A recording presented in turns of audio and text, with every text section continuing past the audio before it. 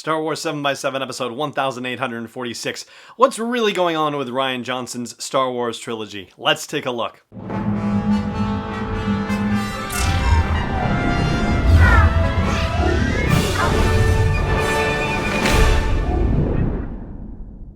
Hey Rebel Rouser, I'm Alan Voivod and this is Star Wars 7x7.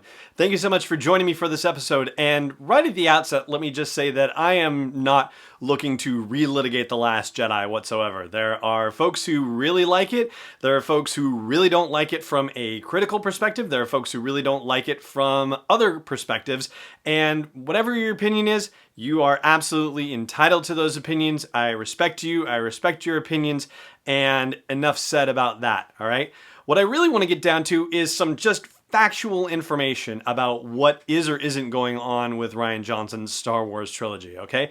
That's the thing, is that when I look online for information about Rian's trilogy, what I tend to find is a lot of news stories either, praising The Last Jedi or complaining about The Last Jedi, but precious little information about what's actually going on with the new trilogy. So I thought I would dig into it and tell you what I've come up with so far, which is unfortunately not a heck of a lot, but there's kind of an interesting wrinkle that I think we ought to discuss, and we'll get to that part after the break. But for now, let's start out by what we know about Rian Johnson's trilogy. First off, we know that the trilogy that Rian Johnson is going to be helming and will be writing and directing the first installment of is going to be set in another part of the Star Wars galaxy entirely, dealing with a corner of the realm that we've never dealt with before. That at least is what we've been told so far, and of course, we've got to find a life beyond the Skywalker saga, right? I mean, just to expand the storytelling possibilities, and certainly those possibilities are there. There are thousands of years of Star Wars lore that we could be exploring, so many different ranges of characters. There's absolutely more room to tell different Star Wars stories that go beyond the Skywalker saga, even if it's Force users too. And so that is really awesome news that we're going to get more stories beyond just simply this Skywalker saga hitting the big screen. Now, the thing is that there's never been a date announced for when Rian Johnson's Star Wars movies might actually come out, or even just the first one, right? And so this has led to speculation in light of the criticism in some corners of The Last Jedi, and wondering that maybe the series is going to get canceled or something like that. Well, there's never been any indication of that whatsoever. And most recently, Rian Johnson was at CinemaCon, which is this big conference that happens every year, and was introducing his upcoming movie Knives Out, and said on the stage at CinemaCon that he is going to be returning to the Star Wars galaxy after Knives Out, which is consistent with what he's been saying all along. So, nothing new there other than just the reaffirmation that that's been the plan. And this whole business of directors going from, very large franchise movies to sort of small independent movies, if you will, like this has been a thing for quite a while. I mean, it goes back to Steven Soderbergh doing movies like, Ocean's 11, like, big Hollywood tentpole movies, and then going and doing little tiny movies like The Informant, things like that. So yeah, it's not unheard of for directors to do that, and I think there had been some speculation in some corners that, oh my gosh, he's going to do Knives Out, that just means that, this Star Wars thing is not going to happen. No, we can't jump to that conclusion because it just doesn't hold water. But it still leaves open the question of when will Rian Johnson's first movie come out?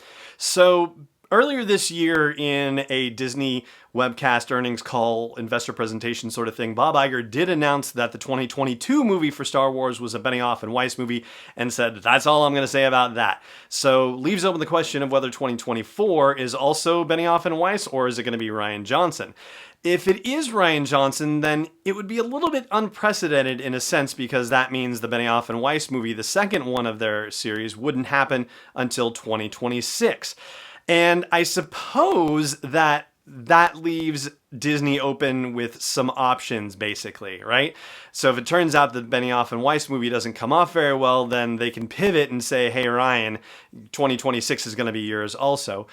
if it turns out it goes out fine and Rian Johnson really is going 2024, well, 4 years in between movies, Benioff and Weiss going in 2022 and 2026, would be a little bit unprecedented because anytime there's been a connected movie, the maximum time between them has been 3 years, right? Back in the prequel trilogy and original trilogy times.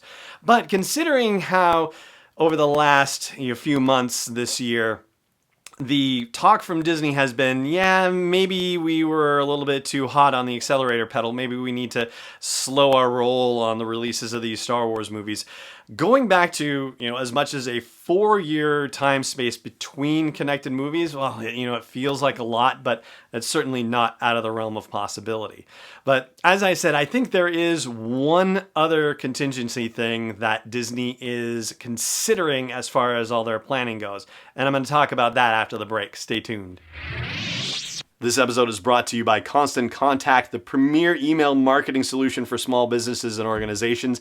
I've used their service since 2003, and over the past decade and a half, I've watched them evolve, make the product simpler, more powerful, easy to use, and do everything that they can to help train people to use the product more effectively and for it to work with other forms of marketing like social media, for example. So check out sw7x7.com/email to learn more about Constant Contact and start a free trial. Once again, that is sw7x7.com/email for a free trial. Welcome back. So, not to throw shade on James Cameron, but we got to be honest with ourselves, right? The Avatar sequels have been delayed multiple times, and he would say that, they haven't been delayed. They've been clicking along at the pace that they've been clicking along at, and really what it is that, some people set dates they wanted to hit, and, James Cameron's working on his own schedule, and so it's not necessarily the same thing. So James Cameron is making the movies at the rate that he can make them at, and maybe he'll hit that December 2021 date for Avatar 2. Maybe he won't. The live action filming of Avatar 2 was supposed to begin this spring. That was the quote unquote term. And it began on May 23rd. So yes, it actually happened in the spring and it is ongoing. Supposedly it's going to take 5 months. And I guess, we've got 5 months to see, June, July, August, September, October. So it should be done by the end of October.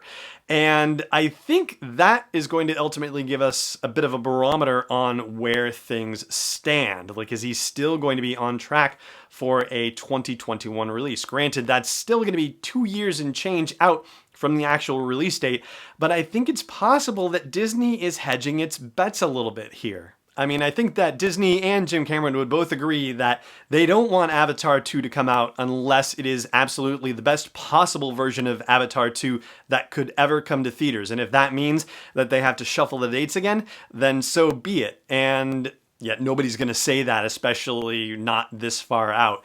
And so I think it's entirely a possibility that Rian Johnson's Star Wars movies could end up coming in to save the day in the Disney schedule if it turns out that Avatar gets delayed yet again because of the process that Jim Cameron is going through to make the movies. Not just one, not just two, but 4 sequels. I mean, that's rather unprecedented. Like, even Peter Jackson wasn't filming something that intense when he was making the Lord of the Rings trilogies or the Hobbit trilogies. Trilogies, plural, you know what I mean. Yeah, so it seems like it's a possible contingency plan there, but I don't know. I would love to hear what you think. I still say that it is absolutely a given that Rian Johnson's trilogy is going to happen. It's just a question of when, and I feel like it's got to be sooner rather than later. I feel like Disney doesn't want more than one Star Wars movie a year, and they're not going to try to push that lever again unless the goal is to just reset and to say, all right, no movies for 3 years, and then we'll step on the accelerator pedal again. I don't know. You tell me what you think. I'd love to hear your thoughts. For now, though, that's going to do it for today's episode. Thank you so much for joining me for it, as always, and may the Force be with you wherever in the world you may be. This podcast is not endorsed or sponsored yet by Lucasfilm Limited, Disney, or 20th Century Fox. It is intended for entertainment and information purposes only. Star Wars, the Star Wars logo, all names and pictures of Star Wars characters, vehicles, and any other related Star Wars items are registered trademarks and/or copyrights of Lucasfilm Limited or their respective trademark and copyright holders. May the Force be with them. All original content is copyright 2019 by Star Wars 7x7. We hope you love it.